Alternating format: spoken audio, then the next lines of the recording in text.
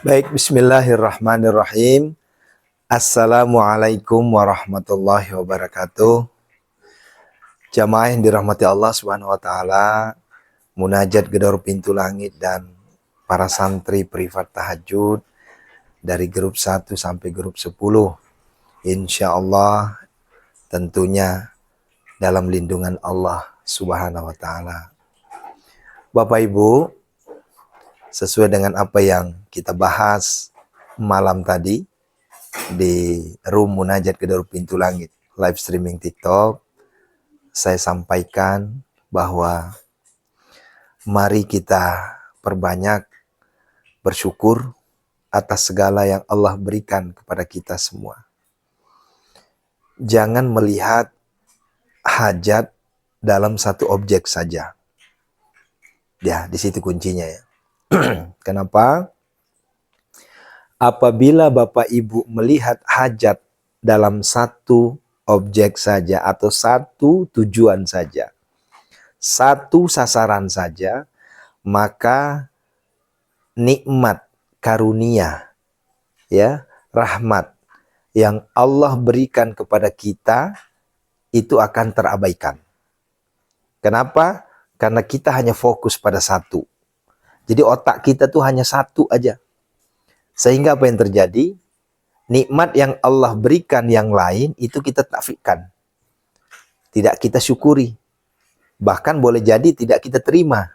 Padahal kalau saja nikmat itu tidak diberikan kepada kita, maka kita akan berantakan. Ya.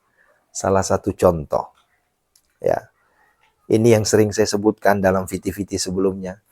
Intinya banyakin bersyukur aja dulu. Ya, fokus ibadah, ya, banyakin bersyukur. Nanti urusan hajat, urusan objek yang kita tuju itu dengan sendirinya akan menghampiri. Ya, dicoba aja. Tapi kan Pak Ustadz, ujiannya semakin berat Ustadz. Semakin saya makin rajin tahajud, makin rajin tilawah, makin rajin sedekah, tapi ujian Allah itu luar biasa. Ya, ini biasa, ini hal yang biasa yang muncul dalam komentar-komentar VT ya. Ya tentunya jawaban saya sederhana. Selama kita hidup pasti ujian pasti ada. Kalau antum nggak mau diuji ya minta, ya. Selesai sudah hidup kita. Kan begitu.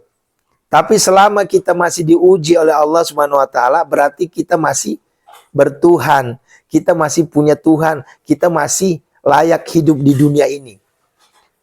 Ya.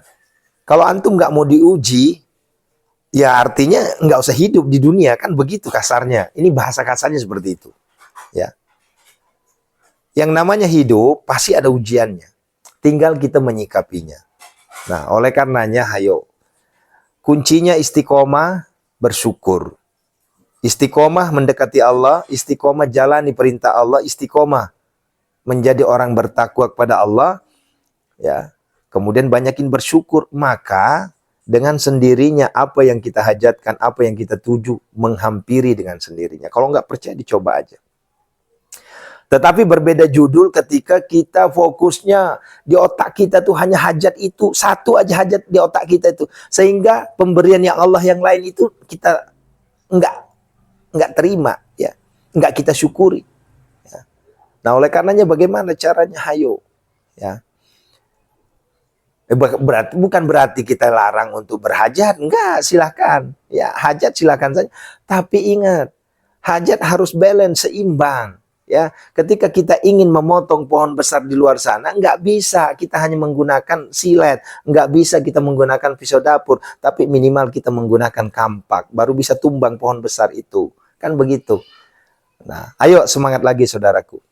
Ya, istiqomah, nikmati pemberian Allah dengan syukur, maka hajat yang kita tuju dengan sendirinya akan menghampiri. Itu adalah rumus dunia yang tidak akan pernah berubah, ya. Ya, perkara ujian ya tentunya selama kita hidup pasti ada ujian, ya.